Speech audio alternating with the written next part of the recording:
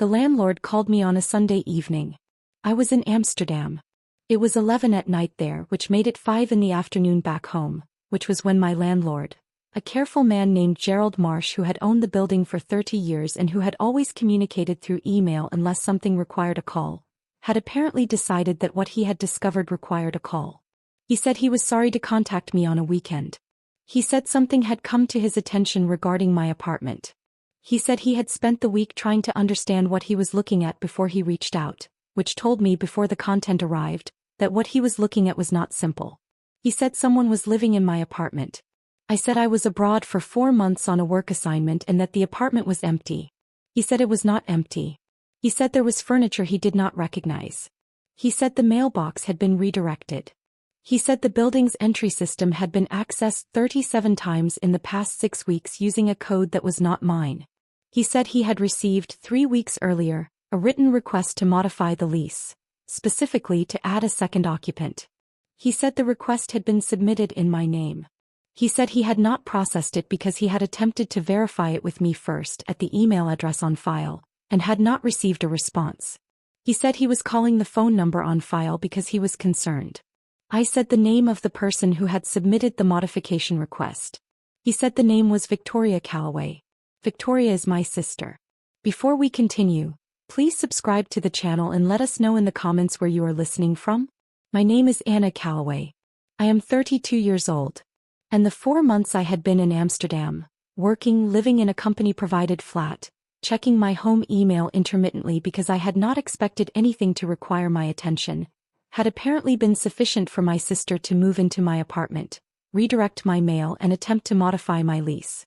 She had not asked me. She had not told me. Victoria and I are 5 years apart. She is older. Our relationship has always had a specific texture that I will describe as honestly as I can.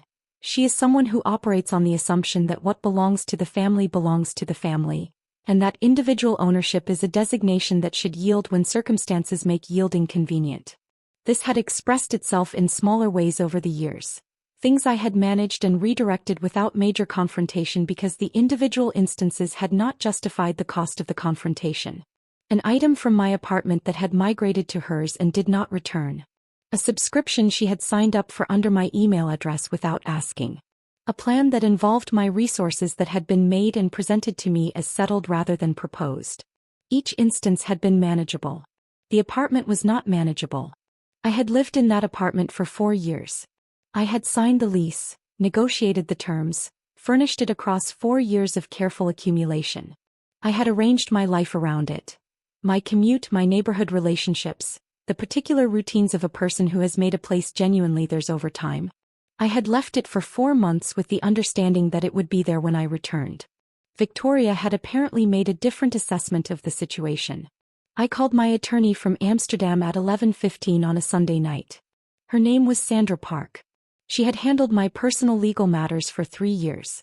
She answered on the second ring, which she always does when my number appears on a weekend, because she has learned that I do not call on weekends for unimportant reasons. I told her what Gerald had told me. She asked 4 questions. Whether the lease was in my name alone, whether Victoria had any documented authorization to access or occupy the apartment, whether the lease modification request had been processed, and whether Gerald had documentation of the request submission. My name alone. No authorization. Not processed. Gerald had documentation. She said, "Your sister is occupying your apartment without your authorization and has attempted to modify your lease without your consent." The landlord's non-processing of the modification is the only thing that prevented a significantly more complicated situation. I asked what the steps were. She said the immediate step was a formal notice to Victoria.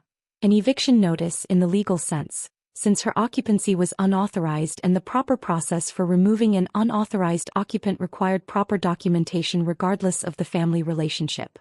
She said she would draft the notice. She said Gerald would need to serve it through the proper channel.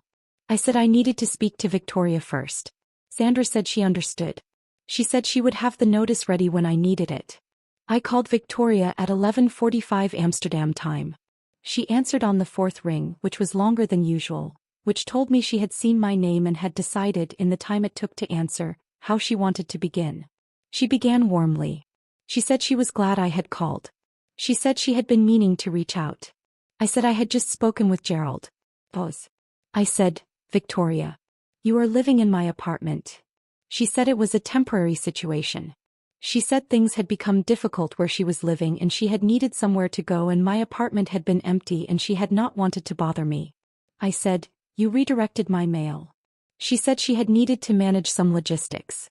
I said, you attempted to modify my lease to add yourself as an occupant in my name, without telling me. She said she had thought it would be simpler to handle it and explain later. I said, Victoria. Explain it now. The explanation took 11 minutes. Her living situation had deteriorated. A landlord dispute that had made her current apartment untenable. She had needed somewhere quickly. My apartment had been empty. She had told herself it was temporary and that she would tell me when things were more settled. She had not told me because she had known I would say no. She said that last part directly, which I found, in the middle of everything else, the most honest thing she had said in the conversation. I said, you're right. I would have said no. You should have asked anyway. He said she was sorry. I said I appreciated that. I said I needed her to understand what happened next. What happened next was the eviction notice. I told Victoria that Sandra had prepared it and that it would be served through Gerald unless she agreed in writing by Wednesday of the following week to vacate the apartment by the end of the month. I told her I was not returning until the end of my assignment, which was 6 weeks away, and that the apartment needed to be vacant and restored to its original condition before I came home. He said 6 weeks was not much time. I said it was more time than she had given me. He said that was fair. The written agreement arrived on Tuesday. Sandra reviewed it. It confirmed Victoria's commitment to vacate by the end of the month and to restore the apartment to the condition she had found it in. She vacated on the 28th. Gerald confirmed by text, a brief message that said simply, all clear. Looks good. I came home 6 weeks later. The apartment was as I had left it in most respects.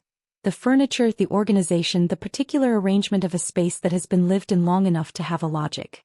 Victoria had been careful, which I noted without softening what she had done. She had been careful in the apartment she had entered without asking. I called Victoria the week I came home.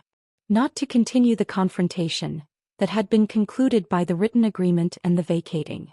I called because she is my sister and because our relationship required a conversation that was not about the legal situation but about what the legal situation had revealed. She answered immediately this time. I said I was home. He said she was glad. I said I wanted to talk about what had happened, not to relitigate it but to understand something. She said she knew what I was going to say. I said I thought she probably did but that I was going to say it anyway. I said, Victoria. You moved into my apartment because you needed somewhere to go and you did not ask me because you knew I would say no. The problem is not that you needed somewhere.